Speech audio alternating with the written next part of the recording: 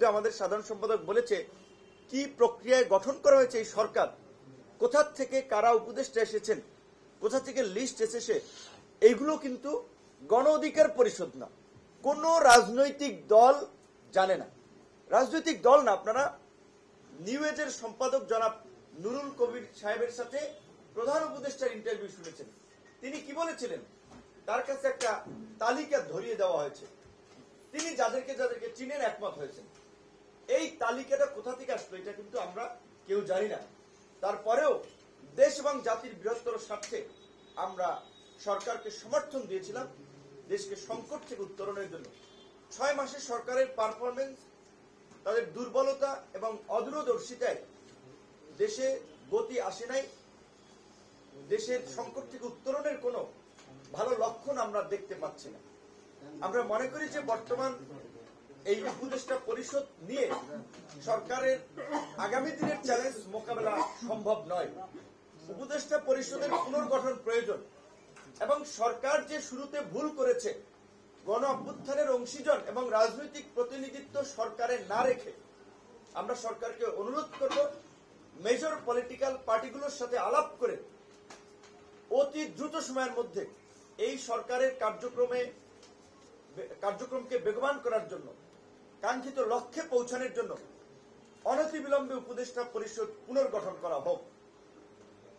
এই উপদেষ্টা পরিষদ পুনর্গঠন করে এই গণ অভ্যুত্থানে গণহত্যাকারী রাজনৈতিক দল আওয়ামী লীগকে বিচারের কাঠগড়ায় দাঁড় করিয়ে রাজনৈতিকভাবে নিষিদ্ধ করে এবং এই গত 1.5 দশকে যারা দেশের টাকা বাইরে পাচার করেছে, দেশের সম্পদ লুট করেছে, লুটপাটের মহোৎসবে জড়িত ছিল, তাদেরকেও বিচার করতে হবে। শুধুমাত্র গণহত্যার সাথে যারা জড়িত ছিল তাদের নয়, এই অর্থনৈতিক দুর্বৃত্ত মাফিয়া যারা বাংলাদেশকে একটা মাফিয়া স্টেটে পরিণত করেছে, বাংলাদেশের সম্পদ দিয়ে Dubai, Singapore, Malaysia, Thailand, USA, ইউকেতে যারা প্রপার্টি করেছে, এই সমস্ত অর্থনৈতিক দুর্বৃত্তদেরকেও বিচারের মুখোমুখি করতে হবে এবং এই পাচারকৃত অর্থ ফিরিয়ে আনার জন্য উদ্যোগ নিতে হবে।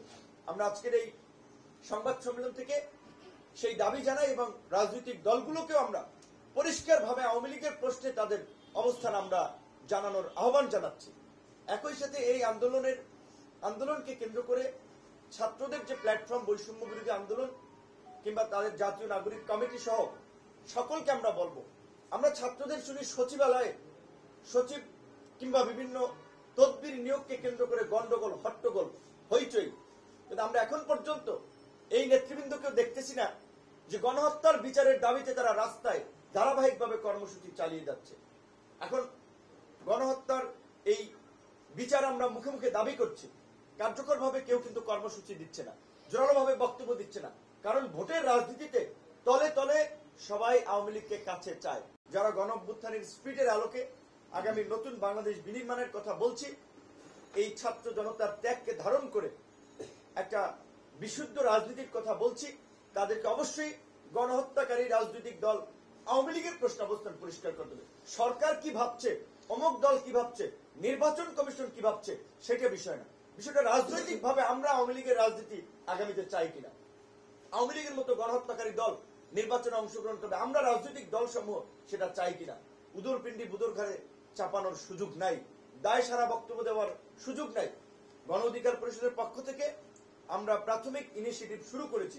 এতদিন পর্যবেক্ষণ করেছি যে যারা আন্দোলনের নায়ক দাবি করছে, আন্দোলনকে কেন্দ্র করে প্ল্যাটফর্ম করে তুলছেন, সরকারি সুযোগ সুবিধা নিচ্ছেন, তারা কি করছেন।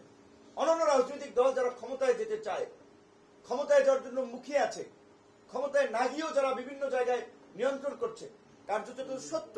আজ যদি প্রশাসন দেখেন, গণমাধ্যম দেখেন, ব্যবসায়িক কমিউনিটি দেখেন, সুনির্দিষ্ট 2-1টি রাজনৈতিক দলই তো এই কমিউনিটিগুলো নিয়ন্ত্রণ করছে এবং তাদের আধিপত্য কার্যত কায়েম করেছে অলিখিতভাবে হলেও। তাহলে আওয়ামী লীগের প্রশ্নে তাদের নীরবতা কেন? আমি সেটা জানতে চাই এবং দেশবাসীকেও এই সম্পর্কে আমরা জানাতে চাই।